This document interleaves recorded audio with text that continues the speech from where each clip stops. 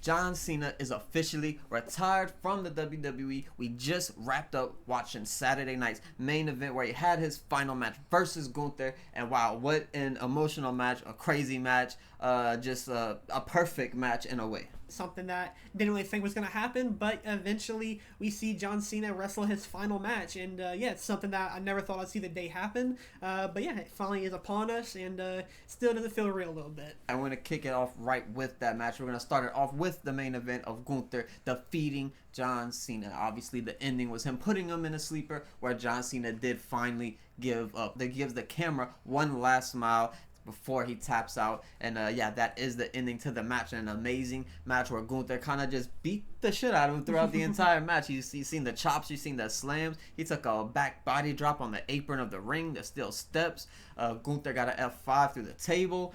So many cool moments here. Good stuff. The crowd was so amazing tonight. They were eating it up. Every last minute of this match was getting eaten up from the crowd. And yeah, it was just amazing. Yeah, everything from the start of the match with John Cena's entrance and Gunther's entrance, from the time we seen the show go off the air, it was pretty crazy, just everything that kind of unfolded. Gunther obviously coming out to incredible boos from the entire crowd, obviously being the number one op right now. Actually defeating Cena is obviously going to make that go even crazier, I think, now. But I think we know who the new number one op is, and that's going to be Triple H. Didn't get too many cheers when he came out to kind of give Cena his respect and to kind of show him his tribute video to end off the night. And yeah, this was, like I said, a very crazy match.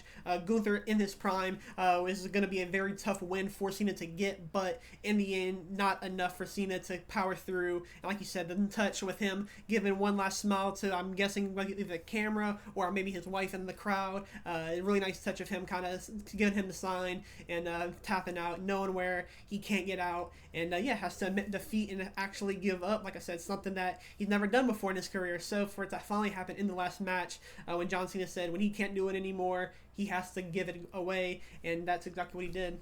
Yeah, we've seen him celebrate in the ring a little bit with CM Punk and Cody Rhodes. They give him his belts. He's kind of celebrating with their belts, walking around the ring. And then he leaves his shoes in the ring. He also takes off his armbands, I believe, and puts them with it. But yeah, crazy moment to see one of the GOATs retire. We just seen Sting last year, Cena this year, AJ and Brock Lesnar potentially next year. So a lot of the legends are starting to retire. But speaking of legends, we're going to start bringing in the new era of pro wrestling. And that was another big point of the show, was to bring in that new era of WWE once these guys retire, to show these new faces, to get them familiar with that main roster crowd. And I think everyone in the crowd was familiar with these people already, because the first match was Cody Rhodes and Obafemi, where we seen Obafemi come out to a massive pop. Everyone was doing the whoop, all that stuff at the beginning. It was an amazing entrance, an amazing night, an amazing match. But of course, it all got interrupted by Drew McIntyre, who cost Cody Rhodes the match, and they had a cool little moment with Oba and Cody Rhodes both kind of hitting their finishers on him to end it.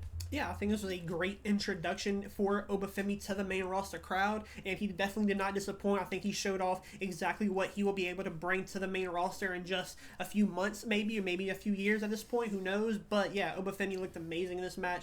The crowd reaction to him definitely surprised me. I didn't think he would be as well received as I thought he would be. So yeah, it was a really nice moment for him to come out versus Cody Rhodes, have a big opportunity, and definitely showed out. Unfortunately, this match, like you said, didn't get to that second gear just yet because of that Drew McIntyre interference, but I do think it sets up some big feuds for Obafemi when he does get called on that main roster.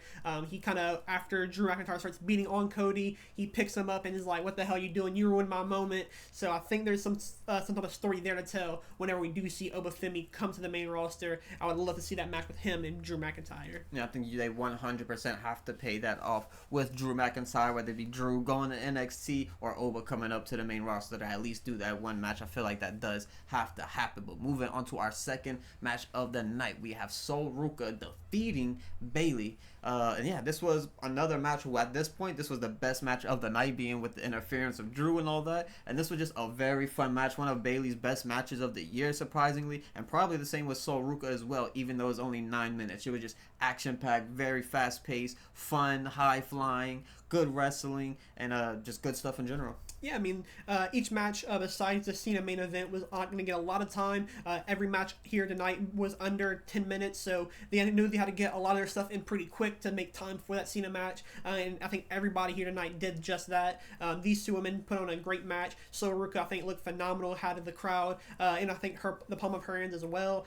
Hit her in that Soul Snatcher to kind of finish off the match was a very cool way to do it, to kind of counter out of the Rose Clan as well. Yeah, a very nice put together match between Soul and Bayley, and yeah, like that Zarya and Lyra also got to be on the show as well to kind of be in the ring was nice. So yeah, a very nice, well put together match. Yeah, it was a really cool moment from Sol Ruka as well, where she does I don't know exactly what it's called. I think it's called a tope maybe, but she does a cartwheel into a backflip. Special, yes. Yeah, over a backflip over the top rope completely without touching a single thing on that top rope. Amazing stuff and athleticism from Sol Ruka. But the final match we're gonna talk about here on this pay-per-view is going to be AJ Styles and Dragon Lee's defeating Javon Evans and Leon Slater, and this was the match of the night. Talking about in-ring quality. I mean, obviously Gunther Cena, that was very good, fun, emotional, all that good stuff. But in-ring quality, this was best match of the night, coming in at only 6 minutes, by the way. Yeah, this was a type of match that you've seen from Rey Mysterio and Kurt Angle from SummerSlam 02. Just kick things off immediately. We see Javon and Leon hit super kicks onto both of them. Javon goes flying to the outside. Dragon Lee goes to the outside as well. And then we see Leon Slater go over the corner. And yeah, it just kicks off things immediately with high intensity throughout the entire match. We see Dragon Lee do his little flip over the ropes into a Hurricane Rana onto AJ Styles into a Styles Splash, yeah. Then Javon super kicks AJ out of it, and yeah, everything was so put well together. Everybody kind of knew exactly where they needed to be at the right moments, and yeah, it was just a really cool night to see Javon and Leon on this big stage. Leon, like you mentioned, was able to have his match with AJ Styles, so that's a nice, cool moment for him as well. So yeah, everything about this match really fun, really exciting, and yeah, I'm glad that these two got to show off their style on the main roster, because Javon and Leon, I think, are the future of not only WWE, whether they are, yeah, it's gonna be that is the future of their business. Yeah, Javon Evans and Leon Slater are two of the best talents in pro wrestling. Not talking about for their age, not talking about in their company, I'm talking about in the world. These are two of the best wrestlers in the world. They need more just big moments for them to happen. Obviously, this is a very, very good start to put them in a position like this, but maybe next time, they could get at least 10 minutes, 12 minutes, 20 minutes, something of that nature, because this match, it felt like it was 10 or 12 minutes just from all the action that we did get throughout this match. Javon looked great. Leon looked great. Their entrances were amazing. I love Leon's entrances coming out with the X Division title. Very cool stuff to see on the WWE PLE in 2025. Yeah, that is going to wrap it up for Saturday night's main event. Obviously, it's very kind of bittersweet because it's sweet because, you got amazing matches, great pay-per-view. Cena went out on his own. He's still healthy. Everything went good. But, one of the GOATs are retiring. And, yeah, that's always sad to see. Yeah, I mean, the only thing I will say I didn't like, but obviously it's going to be up to the man himself. I wish we got to see Cena have some type of speech, either after the show, right after the match, or we also would like to see him get introduced to the Hall of Fame. I kind of thought that was going to happen, but unfortunately, or for whatever reason, they didn't do that here. So who knows when the next time we will see John Cena is, but it probably will be some time before that does happen. I am glad that Gunther was able to get this big one. I can't wait to see what happens with him next now that he's going to beat Goldberg. He's beaten McAfee. He's beaten John Cena, kind of ending all their careers pretty much in the same year. Next year, we could see the same with him going against Brock Lesnar potentially. So yeah, Gunther being the new legend killer, I think might be a great handle for him. And yeah, I can't wait to see what's next for these guys.